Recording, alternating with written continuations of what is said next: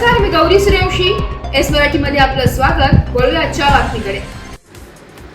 दिनांक 29 मे 2025 रोजी गुरुवारी दुपारी 2 ते 3 वाजेच्या सुमारास नांदगाव तालुक्यातील जातेगाव शिवारातून छत्रपती संभाजी नगरकडे गोवंशाची अवैध वाहतूक करणारे पिकअप वाहन MH20 DE 2875 हा 6 जनावरे घेऊन जात असताना जातेगाव व बोलठाण येथील बजरंग दल व हिंदू समाज मध्य परिवार यांनी पकडलाय. याची खबर पोलिसांना देताच घटनास्थळी पोलीस दाखल झाले. जातेगाव शिवारातून अवैधपणे जनावरांना बंदिस्त करून घेऊन जाणारे वाहन जात असल्याची काही स्थानिक तरुणांना संशय आला.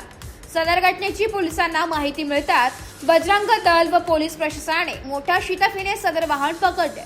त्यावेळी सदर वाहनाचा चालक आरोपी सनी अशोक दिवेकर राहणार देवगाव रंगारी यास अटक करण्यात आली असून संशयित आरोपी अण्णा काटे ताब्यात आहे.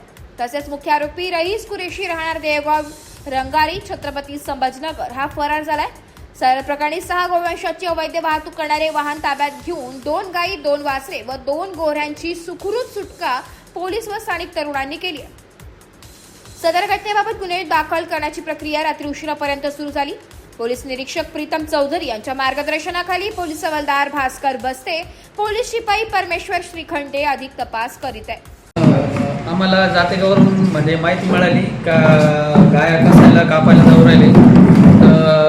गाडी कोणती गाडी पिकअप आहे. त्याच्यात काय नाव तुझं? नाव सांग ये नंबर आहे इकडं.